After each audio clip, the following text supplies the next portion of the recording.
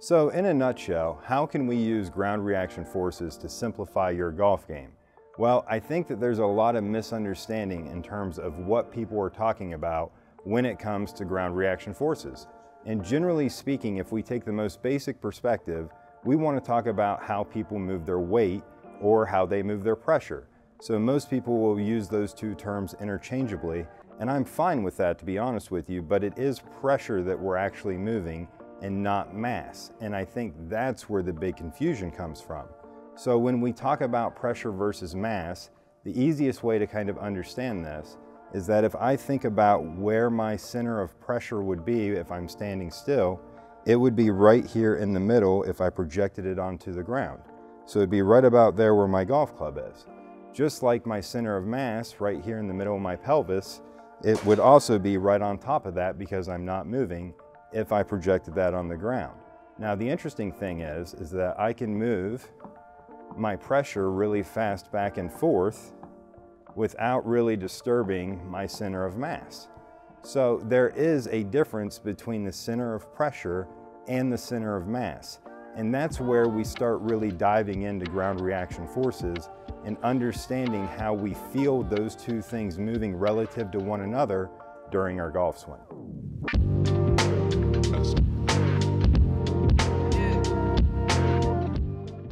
So one of the biggest reasons we've talked about separating our center of pressure from our center of mass is because, generally speaking, when we get our pressure onto our trail side in the golf swing, it generally creates room to accelerate the golf club, and it gives us the ability to create speed and power in the golf swing, which are all things that lead to good feelings when we swing the golf club. So where the difference between pressure and mass is really important is this very specific topic that we're talking about now, which is we need to get the pressure. If we're talking about how we use the ground, we need to get the pressure more to the trail side of the anatomy. So where a lot of people tend to get in trouble is they don't separate pressure from mass, and they just move their mass way over here to the right. And we can see now I've really shifted way too far to the right, and I'm gonna have a really hard time managing low point now, because I'm trying to move my mass to move my pressure to the right.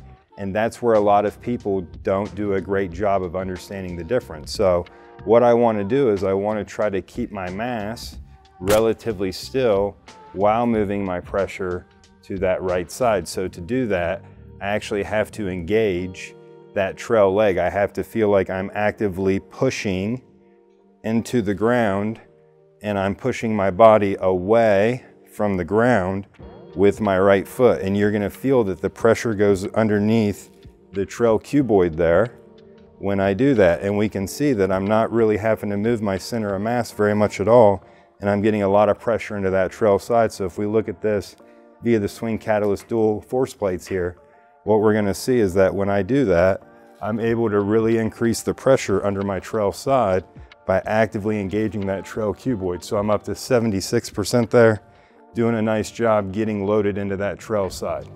So now that we've done a good job of getting loaded into that trail leg and using the ground to load that leg and create that tension and that contraction of that trail leg, what we're able to do now is create mobility.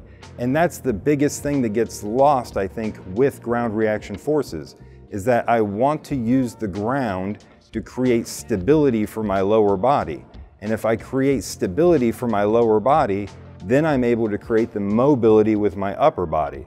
So when I'm able to do a nice job of getting that pressure to load more into my trail side and not just throw my mass over there, and I really get that right leg to engage into that trail cuboid, what I'm able to do now is I'm able to drop my left SC joint, or my left shoulder is another way I can think of that, towards the outer part of my right foot, or where that pressure is under my trail foot.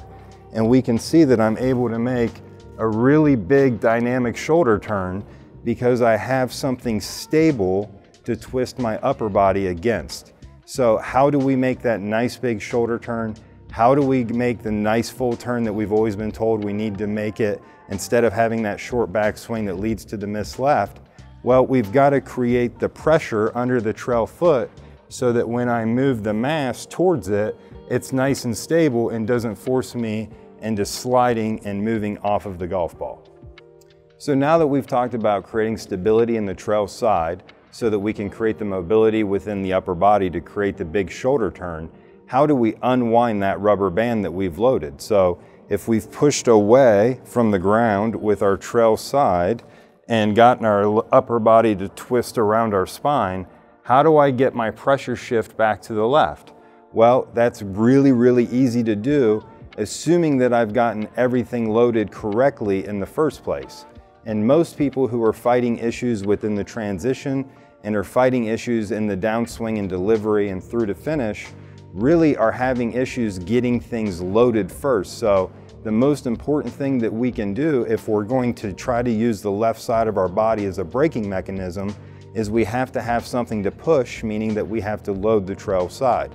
So once we've gotten ourselves loaded on our trail side, what we want to start doing here is we want to start thinking about, okay, if I get my trail cuboid loaded and get that pressure really into my right leg, and then I get my left SC over to my trail cuboid, now what we can see here is that I've got all the room in the world to really feel like I can twist out of this trail foot and get that right arm back in front of me and get into a good delivery position here. So we really want to make sure that when we're setting up and getting to that top position and getting that big shoulder turn, we want to make sure that we have something to push with. And I really can feel that my trail foot here is loaded and I've got a lot of stability. I don't feel like there's any way that I'm going to slide off of my target and away from the ball.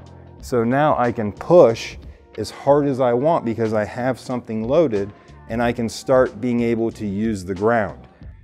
So now that we've learned how to create stability with the lower body, to create mobility within the upper body, to get the club to a nice position at the top where the right arm is able to support the club and I'm able to unload this, how do we unload it? How do we use the ground? And this is where things I think get really, really tricky for a lot of golfers, because there's a lot of videos out there right now talking about our horizontal or our side-to-side force is kind of being the secret sauce. And what I've personally seen using force plates for several years now with a lot of players of varying capabilities is that most golfers are really struggling with just only using horizontal force because they never really created any torque. And if we don't have any torque, then the only thing we can match with our vertical force is horizontal force. So long story short, if we're talking about trying to use the ground to create stability for the mobility of the upper body, then what we actually want to see here is when I get to the top position, I don't want to actually see my lower body shoot hard to the left. That's not a pressure shift to the left. That's actually my pressure staying underneath my right foot and my left hip just simply moving towards the target. Now the issue here is that when I shoot my left hip forward, my right leg lowers closer to the ground. And when that happens, the whole plane drops underneath. Now, a lot of you would say, well, that's great. That creates a nice shallow plane. But in reality, the body rotation is a shallower as well. So if I drop it underneath, rotate underneath, I'm going to have a real hard time not hitting the ground before the ball. So it's critically important that we're not having our trail hip going down in the golf swing. So how do we use that trail leg? We know we don't want it to go down, and we know that we don't want the left hip to go towards the target.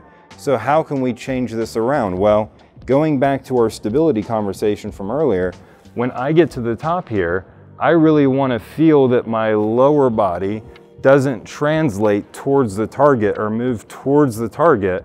I want to feel like that left leg gets really, really stable, and I'm actually driving the right side of my body more down and across and getting into that position there where I have a little bit of side tilt. And more importantly, I'm still stable with the pressure on my left foot.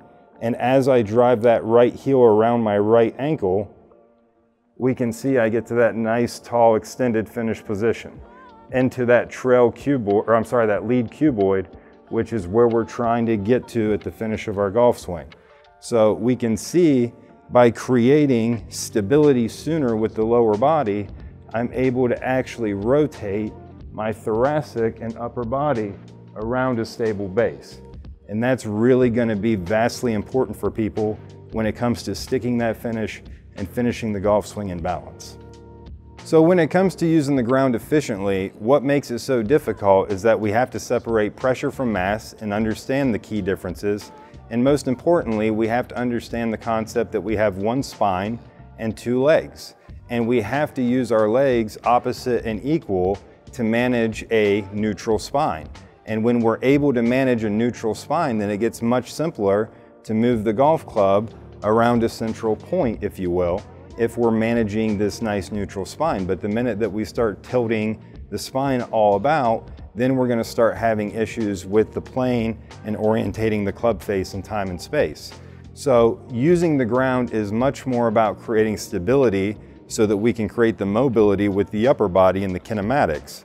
So I think understanding a little bit more about how we use the lower body to create a nice stable structure is going to be helpful for most people, and we definitely want to feel that we're using both legs in the golf swing, but we also don't want to think that we're trying to move the legs a whole bunch, right? So if you're looking at this just using a camera and don't have access to force plates, no shame in that, but we don't want to see a whole lot of separation between the knees all moving about. We want to see that we get a nice solid base and we're much more up on the balls of our feet and are dynamically stacked with our chest in front of our ribs and really feeling like the front of the legs are loaded, and I could do a deadlift from this position.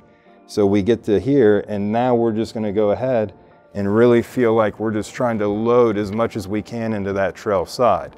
So I've got a nice stable structure. I can stand here all day. I've got a full twist, and I'm as loaded as I can be. And that's how we're able to use the ground to create a much more dynamic and safe golf swing for you. So we hope you found this video helpful. If you try some of this at home and have some great results or need some further help, hit us up in the comment section and let us know, and we'll do our best to get back to you. So thanks so much. Make sure to subscribe, and until next time, keep grinding.